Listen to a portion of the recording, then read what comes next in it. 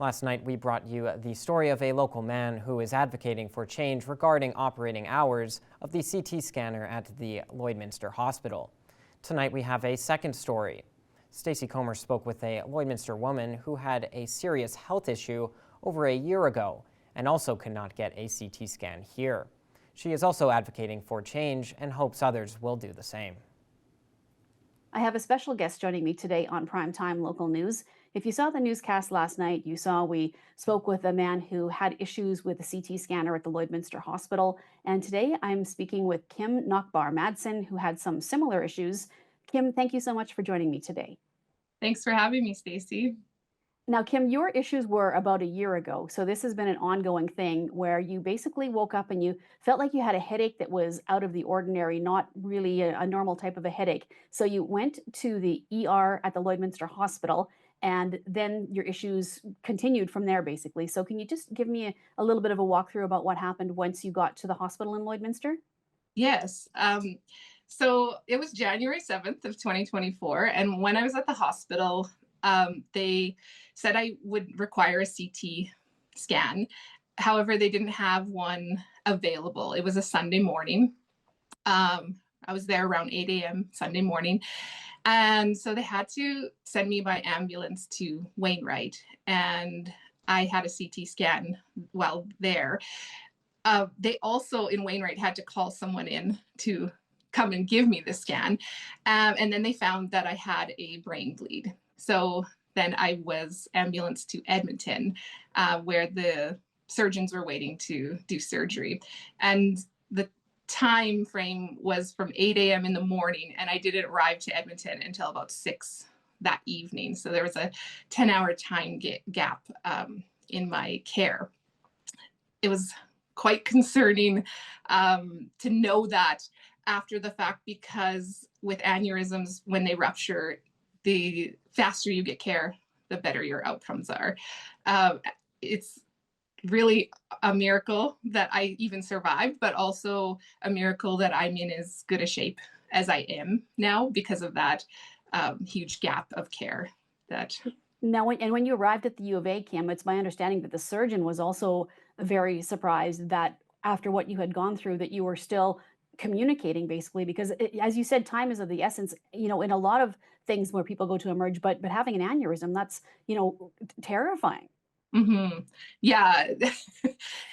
I mean, they were surprised to see me talking. I was in a lot of pain, but I was able to communicate and then and consent to having the surgery. But yeah, it was a huge concern, and then it became like it lingered. The concern was lingering for me because I had to have a second surgery, but I had to fully heal from my first surgery, and so the second surgery was to happen on March 27th. And in between that time of January 7th to March 27th, I was at a quite a significant risk to have another ruptured aneurysm. And I knew that the CT scanner wasn't always going to be available in Lloydminster. So brought on a lot of stress for that period of time. And since then, my health is a lot better, but I still have to take things quite seriously. And it is troubling to me to know that if I needed to go there up to the emergency in Lloyd, that they might not have a CT scan to check on things. Well, and Kim, I've spoken with the SHA. The information that I shared with you, they actually just provided me with a statement, and I'll just go over some of it here. But basically, it said that they are committing to stabilizing healthcare in Lloydminster. Many jurisdictions across the country are recruiting for medical radiation technologies to fill vacancies. They say at this time, CT services are currently available in Lloydminster Monday to Friday, 8 o'clock until 4:30. And it says they anticipate the return of permanent staff members to Lloydminster this month, which will help stabilize CT services, and they thank everybody for their patience. Now, when I spoke with the gentleman yesterday, he said he was told this in November. Your case was almost a year ago, or over a year ago, and it's still the same. So that response from the SHA, Kim, does that mean anything to you? Does it give you hope?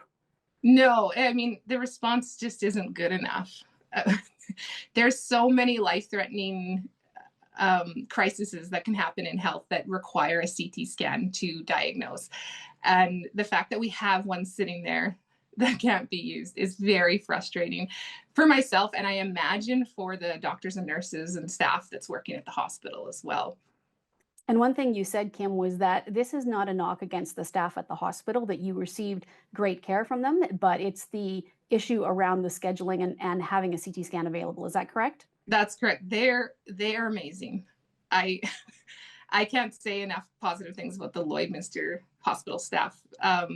But again, it must be troubling for them as well to not have access to these tools when they know it's sitting right there. Now you have started basically to reach out. Well, after this happened and you were kind of getting back on your feet, you started contacting the patient advocate at the hospital. And there were a couple of issues at the U of A not related to this, and you've actually received a response from the U of A hospital. So what are you going to be doing over the next little bit here? And what do you encourage others to do who have had similar experiences, Kim? So I did do that initial work with making complaints about my experience, and then I just needed to take more time to heal.